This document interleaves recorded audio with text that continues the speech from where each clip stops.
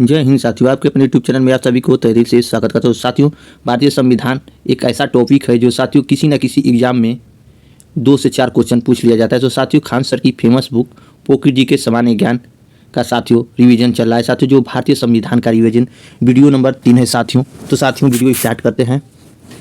Cabinet mission 1946। साथियों, cabinet mission 1946 योजना भारत संविधान सभा का गठन 1945 में ब्रिटेन में आम चुनाव लेबर पार्टी के सर क्लीमेंट एटली प्रधानमंत्री बने। उदारवादी दृष्टिकोण वाले एटली ने भारत में चल रही राजनीतिक गतिविधियों को दूर करने के लिए 22 जनवरी 1946 को एक उच्च स्तर कैबिनेट मिशन भारत भेजने का निर्णय लिया।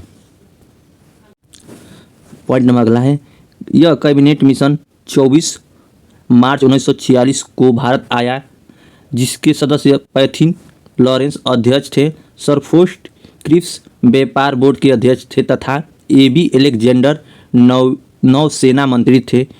16 मई 1946 को इस मिशन ने एक योजना पेश की, मंत्रिमंडल मिशन योजना कहते हैं उसे, मंत्रिमंडल योजना कहते हैं। पॉइंट नंबर अगला है आपका, भारतीय संविधान सभा। इस मिशन के अनुसार भारत की संविधान सभा में कुल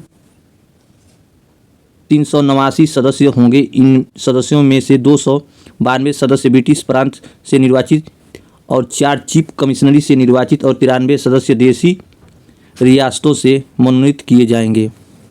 आज़ादी के बाद संविधान सभा का पुनर्गठन किया गया।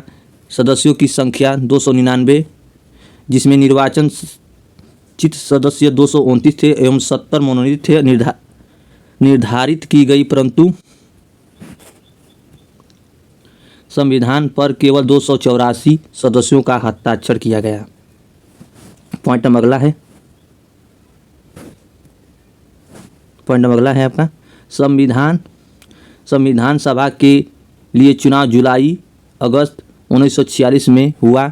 296 सीटों से 208 पर कांग्रेस को और 73 मुस्लिम लीगों तथा 15 स्वतंत्र सदस्यों को प्राप्त हुई।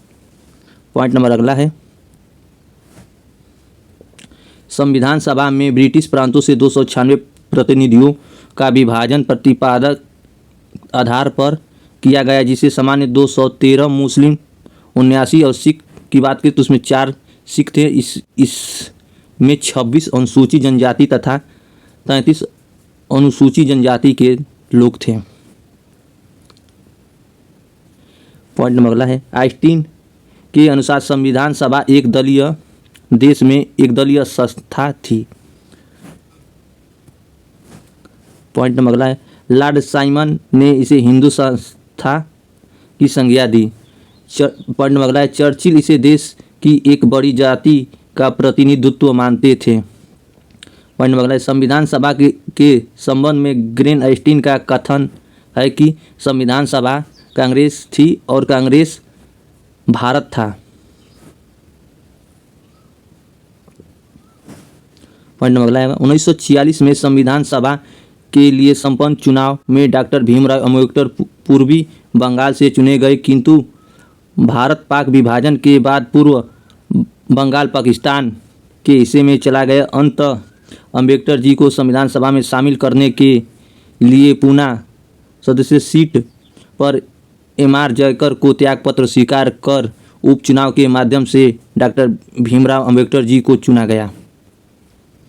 पॉइंट नंबर अगला है, संविधान सभा की प्रथम बैठक की बात करें तो संविधान सभा की प्रथम बैठक 9 दिसंबर 1946 को दिल्ली में हुई, जिसका अस्थायी अध्यक्ष सच्चिदानंद सिन्हा थे।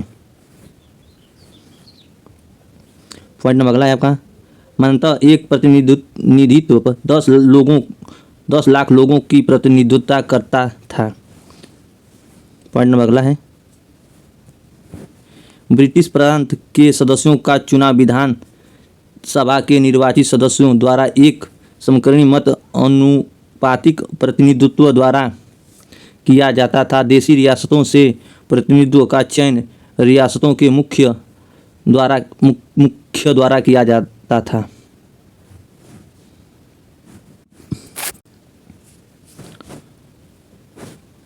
संविधान सभा का कार्य प्रणाली। संविधान सभा का कार्य प्रणाली 9 दिसंबर 1946 को संविधान सभा का प्रथम बैठक अस्थायी अध्यक्ष की बात करें तो डॉक्टर सच्चिदानंद सिन्हा, केवल 207 सदस्य, एनसीईआरटी के अनुसार 211 सदस्य एवं लोकसभा सचिवालय की पुस्तक संविधान सभा वाद विवाद के अनुसार 207 सदस्य ने भाग लिया। मुस्लिम लीग ने इस बैठक को आविष्कार किया और 11 दिसंबर 1946 को डॉक्टर राजेंद्र प्रसाद अस्थायी अध्यक्ष, BN राव संवैधानिक सलाहकार नियुक्त किए गए। उप अध्यक्ष की बात करें तो HC मुखर्जी, TB कृष्णाचारी 2 जुलाई 1947। प्रमुख बड़ी समितियां एवं उसके अध्यक्ष, प्रमुख बड़ी समितियां और उसके अध्यक्ष तो संघ शक्ति समिति के अध्यक्ष की बात करें तो संघ शक्ति समिति के अध्यक्ष पंडित जवाहरलाल नेहरू थे। संघ संविधान समिति के अध्यक्ष की बात करें तो जवाहरलाल नेहरू थे। प्रांतीय संविधान समिति की बात करें तो सरदार वल्लभ भाई पटेल थे। मौलिक अधिकार एवं अल्पसंख्या संबंधित परामर्श समिति की बात करें तो सरदार वल्लभ भाई पटेल थे।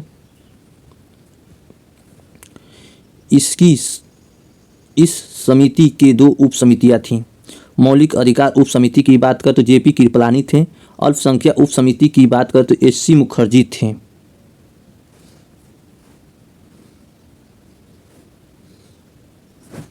प्रारूप समिति की बात करें तो प्रारूप समिति के अध्यक्ष डॉक्टर भीमराव अम्बेडकर थे। प्रक्रियक नियम समिति की अध्यक्ष की बात करें तो डॉक्टर राजेंद्र प्रसाद थे। संचालन समिति की बात करें तो संचालन समिति का भी अध्यक्ष डॉक्टर राजेंद्र प्रसाद थे। राज्य के लिए समिति की बात करें तो पंडित जवाहरलाल नेहरू थे। प्रत्यय पत्र समिति की बात और अन्य समितियां की बात करें तो अलाहादी कृष्ण स्वामी थे। कार्य संचालन समिति की बात करें तो KM मुंशी थे। संविधान सभा के कार्यों से संबंधित समिति प्रक्रियक समिति की बात करें तो JV मलंकर थे।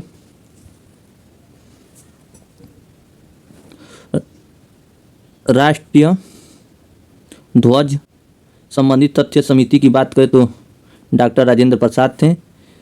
प्रत्यय समिति की बात करें तो समिति की बात करें तो अलाहादी कृष्ण स्वामी। साथियों